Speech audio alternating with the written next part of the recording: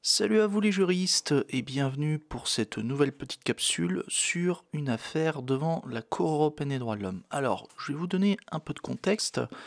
On est entre 2019 et 2021 et à ce moment-là, la France a organisé au cas par cas le rapatriement d'enfants et de femmes qui se trouvaient dans des camps au nord-est de la Syrie.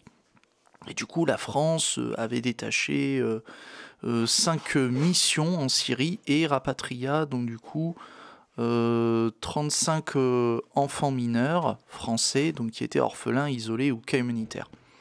En gros, le rapatriement, pardon, il ne concernait que des enfants, autant pour moi. Et du coup, dans un communiqué de presse, en juillet 2022, le ministère de l'Europe et des Affaires étrangères avait annoncé que la France avait procédé au retour sur le territoire national des 35 mineurs français et en plus de 16 mères. Donc là-dessus, on pourrait dire en quelque sorte plutôt bonne nouvelle, un geste humanitaire, tout ça, tout ça. Sauf que certaines personnes dans l'eau n'avaient pas fait l'objet de rapatriement. Voilà. Et ces mêmes personnes, elles ne pouvaient pas en plus rapatrier leurs enfants, alors qu'ils étaient sur place avec elles. En effet, ces personnes se sont vues refuser le rapatriement au motif qu'elles étaient délibérément parties rejoindre une organisation terroriste en guerre contre la coalition à laquelle participait la France. Et il avait été considéré par les autorités françaises qu'il appartenait en quelque sorte aux autorités locales de se prononcer sur la responsabilité de ces personnes dans les crimes et délits qui ont été commis dans le cadre de l'organisation terroriste. Donc on suppose Daesh.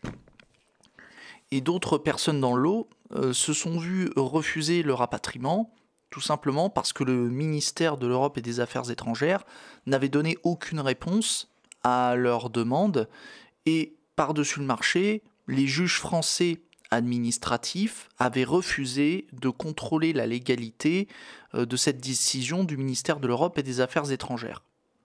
Voilà, voilà. Et si les juges français avait refusé d'effectuer un quelconque contrôle de cette décision du ministère de l'Europe et des Affaires étrangères, c'est parce qu'ils considéraient qu'ils n'étaient pas compétents, donc du coup les juges n'étaient pas compétents pour effectuer un tel contrôle, car le refus de rapatrier donc les personnes qui étaient soupçonnées d'être des djihadistes, etc., cette décision de refus, elle n'est pas détachable de la conduite des relations internationales de la France. Du coup, ça constitue ce qu'on appelle dans le jargon du droit administratif un acte de gouvernement. C'est un acte que le juge administratif ne peut pas contrôler parce que soit il concerne les relations internationales de la France, soit parce qu'il concerne les relations entre le Parlement et le gouvernement. Donc c'est un acte dont le juge administratif ne peut pas contrôler la légalité. Et du coup, ce qui s'est passé, c'est que on va dire, il n'y a pas eu de possibilité de contester le refus de rapatriement. Et du coup, les proches donc des mères et des enfants qui n'ont pas été rapatriés, ils ont décidé de saisir la Cour européenne des droits de l'homme pour en quelque sorte, si je puis dire, obtenir gain de cause, c'est-à-dire à la fois la condamnation de la France pour violation de la Convention européenne des droits de l'homme, mais aussi comment je pourrais dire, mais aussi une condamnation de la France pour qu'elle soit obligée de réexaminer les demandes de rapatriement. Voilà, voilà. Et concrètement, les proches des personnes qui se sont vues refuser le rapatriement, ils se plaignent, d'une violation de l'article 3, paragraphe 2 du protocole numéro 4 de la Convention européenne des droits de l'homme. Ça concerne le droit d'entrée sur le territoire national. Et du coup, sur ce sujet, la Cour européenne des droits de l'homme rappelle que les ressortissants, que les ressortissantes françaises et leurs enfants ne bénéficient pas d'un droit général au rapatriement au titre du droit d'entrée sur le territoire national, tel que prévu à l'article 3, paragraphe 2 du protocole numéro 4. Toutefois, cette disposition, elle peut faire naître tout de même des obligations positives à la charge de l'État français. Et cette obligation positive, c'est la suivante, c'est permettre un exercice effectif d'entrée sur le territoire français en cas de circonstances exceptionnelles. Et on entend ici par circonstances exceptionnelles le péril de l'intégrité physique et la vie des nationaux qui sont retenus dans des camps, et en particulier celle des enfants. En gros, ici, la circonstance, on peut obliger l'État français à faire en sorte qu'il y ait, on va dire, la possibilité de faire rentrer sur le territoire français des ressortissants français à partir du moment où leur intégrité physique et leur vie est en péril, et en particulier si ce sont des gosses. Voilà. Et dans une telle situation, l'État français a une obligation très particulière, qui est celle de prévoir des garanties appropriées contre le risque d'arbitraire, notamment en cas de refus de rapatrier les nationaux. En fait, lorsqu'il y a une décision qui doit être prise sur le rapatriement des ressortissants français et de leurs enfants, il faut faire en sorte, excusez-moi, il faut faire en sorte que la décision qui est prise par les autorités françaises, elle ne soit pas entachée d'arbitraire, et il faut qu'il y ait des garanties suffisantes pour éviter que ça se produise, pour éviter qu'il y ait toute décision arbitraire qui soit prise. Et concrètement, le rejet d'une demande de rapatriement doit pouvoir faire l'objet, en somme, d'un examen individuel approprié par un organe indépendant qui est chargé d'en contrôler la légalité. Et ce, même si les autorités françaises ont refusé d'y faire droit ou qu'elles se sont efforcées d'y donner suite sans résultat. Et la Cour européenne des droits de l'homme précise sur ce point que ce contrôle de légalité sur la décision de refus de rapatriement, elle doit permettre aux intéressés, si je puis dire, de prendre connaissance, et ce même de manière sommaire, des motifs de la décision, et de vérifier que ces motifs reposent sur une base factuelle suffisante et raisonnable.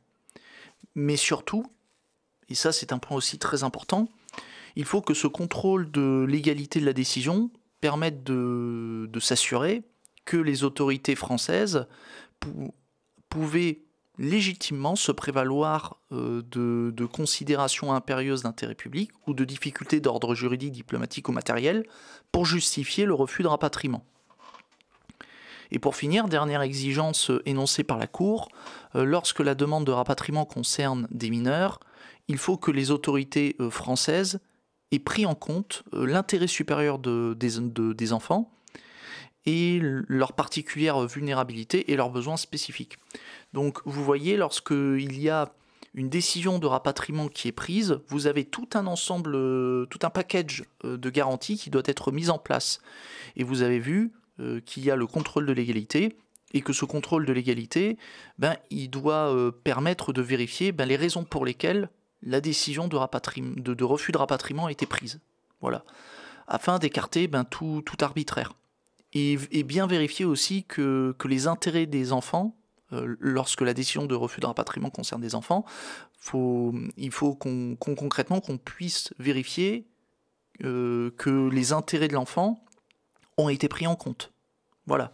Ça fait partie des différentes exigences minimales, si je puis dire, que les autorités françaises doivent respecter lorsqu'il est question d'une décision de refus de rapatriement et qu'il y a autour des circonstances exceptionnelles.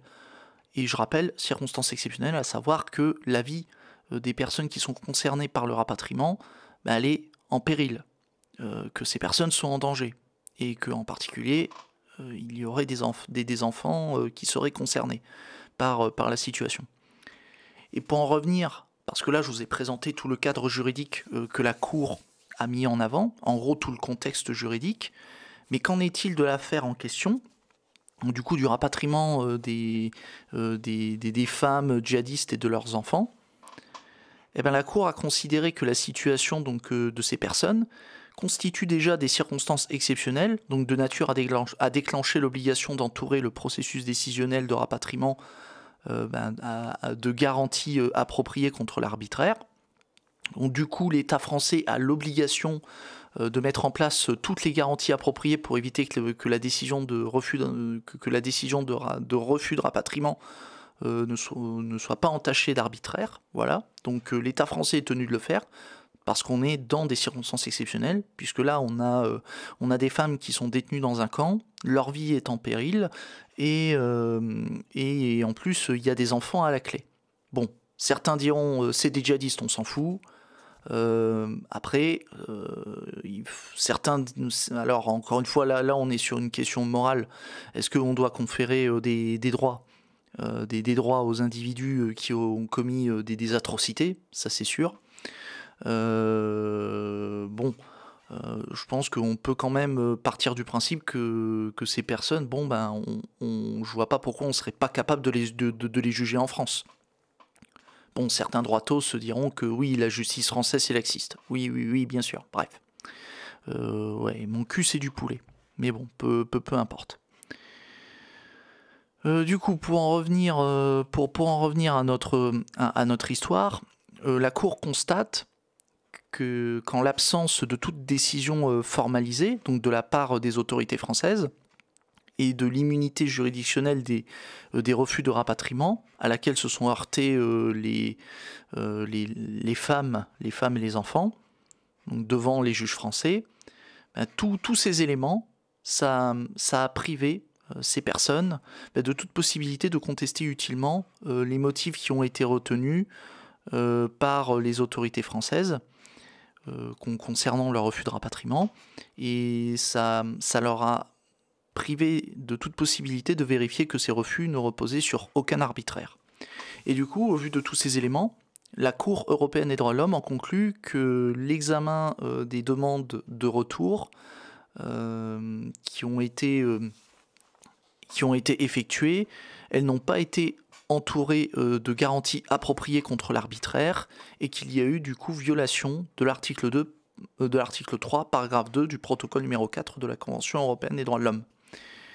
Et du coup, la Cour a décidé donc de condamner la France au paiement de dommages et intérêts, mais aussi elle a condamné la France à ce qu'il y ait un réexamen des demandes des femmes, du rapatriement des femmes et des enfants, et ce dans les plus brefs délais, avec toutes les garanties appropriées contre l'arbitraire qui vont avec. Voilà.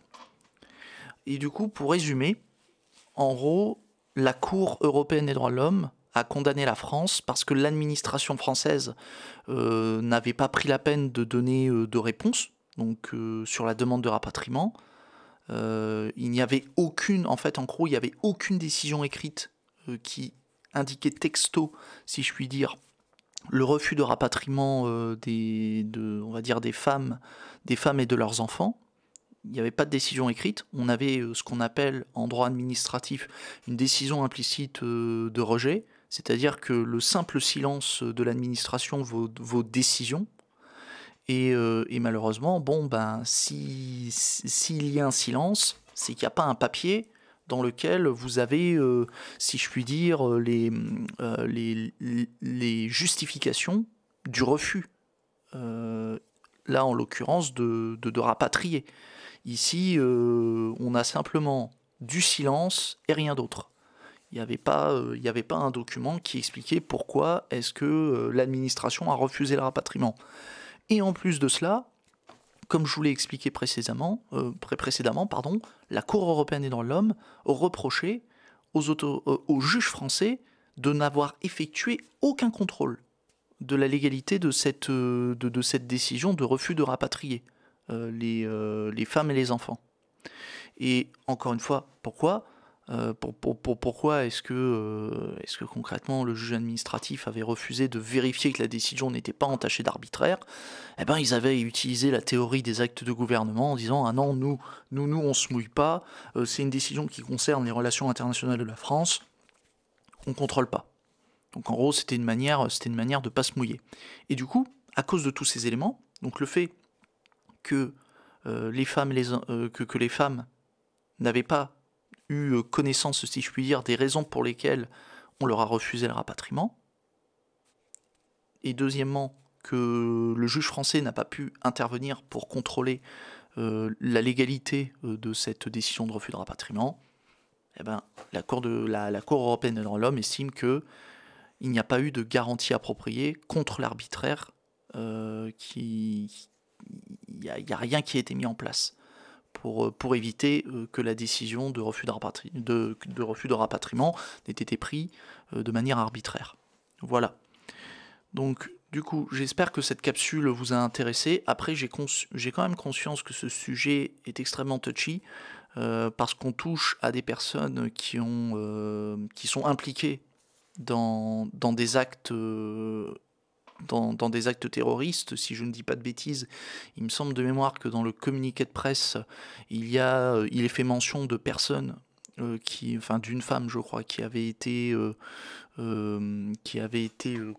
condamnée pour avoir participé justement à l'organisation terroriste Daesh. Donc du coup, dans le lot, il y a des personnes, des personnes djihadistes.